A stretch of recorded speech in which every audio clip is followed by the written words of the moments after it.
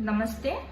आखर हिंदी समूह के इस पठन श्रृंखला में मैं प्रेमिका लता आपका स्वागत करती हूँ।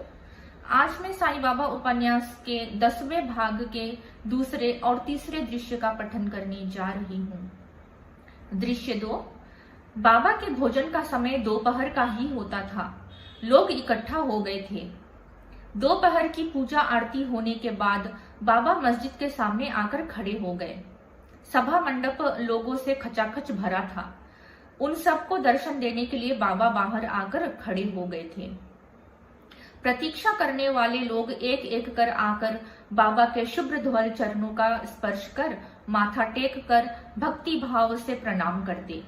बाबा उनके भाल पर उदी लगा देते और उनके सिर पर हाथ रखकर अल्लाह तेरा भला करेगा का आशीर्वाद देते। भक्तगण संतुष्ट हो जाते। सबको दर्शन देने के बाद फिर बाबा ने कहा, अब आप सभी छोटे बड़े अपने अपने घर जाइए। बाबा की आज्ञा से कई लोग चले गए।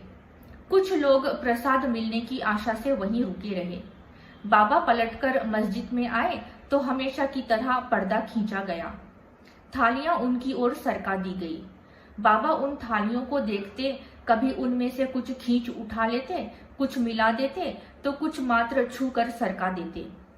उस दिन व्यंजनों की विविधता थी। दाल, चावल, पूरन पोली, गुजिया, हलवा, बासुंदी, पापड़, रायता आदि विविध प्रकार के व्यंजनों से थालियां भरी हुई थी। बाबा ने उस अन्न को ईश्वरार्पण किया, थोड़ा चखा, फिर कहा, अब थालियां परोसो श्यामा। श्यामा ने थालियां परोसी। उसके बाद सबको वहां बिठाकर खिलाया गया। बाबा खुद भी परोस रहे थे। भक्तगण संतोष से खा रहे थे। फिर बाबा ने बाहर के लोगों को बुलाया। बाबा का प्रसाद मिले इस आशा से वे वहां खड़े थे। वे खुशी से पास आए। बाबा ने पत्तल भर भर कर उनको परोसा। तृप्त होकर वे लोग खुश हो गए और वह तृप्ति का समारोह समाप्त हुआ। दृश्य 3। बाबा चीलम पीते हुए आराम से बैठे थे। उनके साथ बड़े बाबा अपने अन्य मुसलमान भाइयों के साथ वहां हाजिर हुए। बड़े बाबा से बाबा का बहुत लगाव था। बाबा सम्मान के साथ उनको खाने पर बुलाते थे। भोजन की पंक्तियां में पहला सम्मान बड़े बाबा का ही होता था। बड़े बाबा मौलवी थे। कुरान उनको कंठस्थ थी। वे सर्वधर्म समभाव में विश्वास करते थे, सच्चे धार्मिक थे।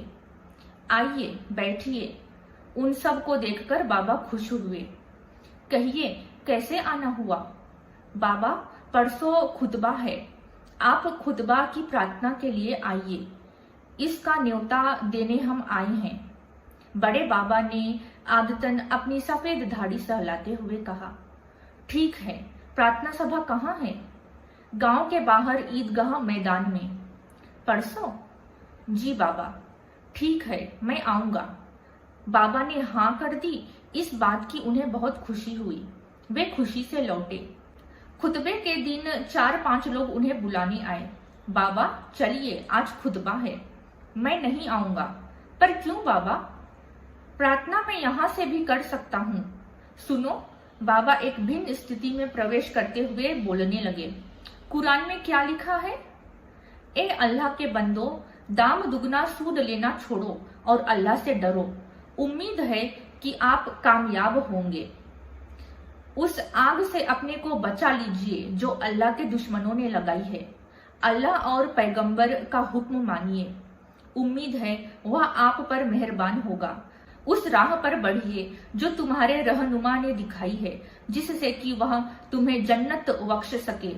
उसका विस्तार जमीन से आसमान तक फैला है और जो खुदा के बंदों के लिए बनवाया गया, और ऐसे बंदे जो हर हालत में अपनी दौलत खर्च कर सकते हैं, अच्छे या बुरे हालतों में भी जो अपने गुस्से पर काबू पा लेते हैं, दूसरों के गुनाहों को माफ कर देते हैं, ऐसे बंदे, ऐसे लोग खुदा के बहुत अजीज होते हैं। भाइयों, अल्लाह के अजीज बनने की सोचो। लोग दंग रह गए। कारण सामने उन्हें साईं बाबा नहीं, साक्षात पैगंबर नजर आ रहे थे। और पैगंबर के मुख से पवित्र कुरान के आयतें सुनने को मिल रही थी। उनकी जिंदगी सार्थक हो गई थी। आज का खुतबा सार्थक हुआ और बाबा ने एक बार और अपना नया और निराला रूप प्रकट किया। धन्यवाद।